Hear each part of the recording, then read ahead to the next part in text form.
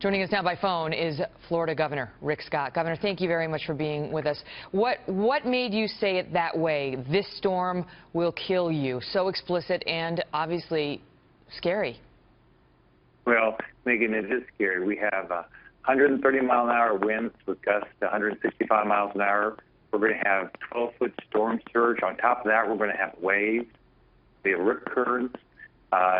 We haven't seen this, and I've focused on trying to get everybody to safety. My biggest concern is I want everybody to survive this, and I just want to make sure everybody is evacuated. We still have further north, Brevard, Melbourne North, you can still evacuate. We've got shelters open all across the state.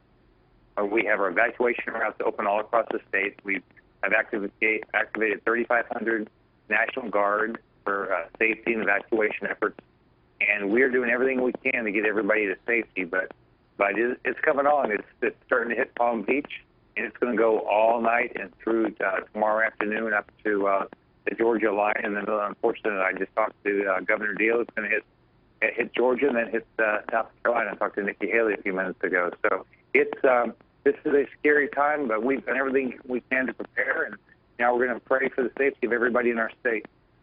You're saying Melbourne North can still evacuate and get to a shelter, and what are the roads like in that situation? I mean, is it still drivable?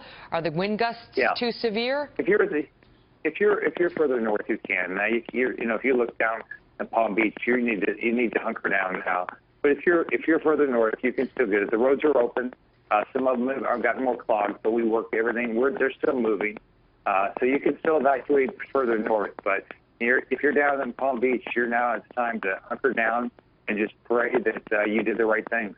And what about the National Guard? You said 3,500. Our reporter, I think, said he thought it was 2,500, so it's 3,500. Do you think that's going to be enough? Yeah. Well, I've got another 4,000, about 4,000 that I can deploy very quickly. They're ready to be deployed. So what we're doing now is evacuation. They're helping our shelters.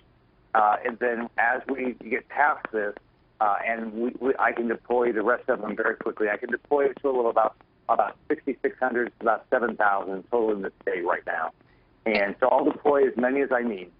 And Governor, this is not your first storm to hit Florida while you've been governor. How does this compare, based on what you've been hearing from the experts who have been living in Florida forever?